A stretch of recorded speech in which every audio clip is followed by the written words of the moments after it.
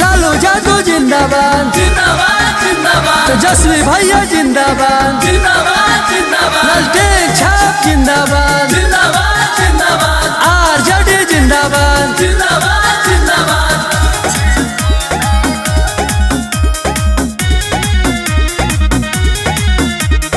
आइल बा चुनाव का हमारा बुत वोट हो कवना तू पार्टी के करबो सपोर्ट हो ए बोलो ना पता चल जाई। आइल बा चुनाव का हमारा बुत वोट हो कवना तू पार्टी के करबो सपोर्ट हो करे विकास आरजेडी छापन पर छापे बाहो कि अब के लालू जी के ललटनिया सगर चर्चा में बाहो कि अब के तेजस्वी जी के ललटनिया सगर चर्चा में बाहो। अरे ठीक कहता रो तब का लालू यादव जिंदाबाद जिंदाबाद जिंदाबाद तेजस्वी भैया जिंदाबाद जिंदाबाद जिंदाबाद लालटेन छाप जिंदाबाद जिंदाबाद जिंदाबाद गरीब किसानवा के हवन बेटा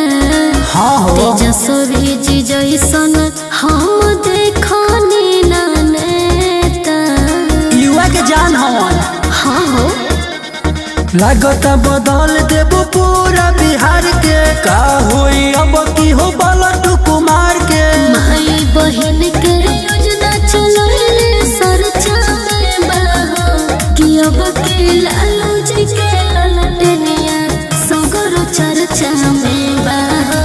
कि अब के तेजस्वी जी के ललटनिया सगर चर्चा में बाहो। लालू यादव जिंदाबाद जिंदाबाद जिंदाबाद तेजस्वी भैया जिंदाबाद जिंदाबाद जिंदाबाद लालटेन छाप जिंदाबाद जिंदाबाद जिंदाबाद आरजेडी जिंदाबाद जिंदाबाद जिंदाबाद 17 महीना में कके देखैले विकास हो जी राजद के झंडा अब तो फहरी आकाश हो एकदम भारी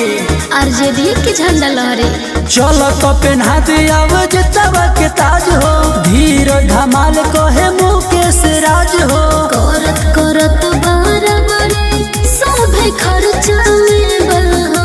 कि अब के लालू जी के ललटनिया सगर चर्चा में बहो कि अब के तेजस्वी जी के ललटनिया सगर चर्चा में बहो। का बुझला।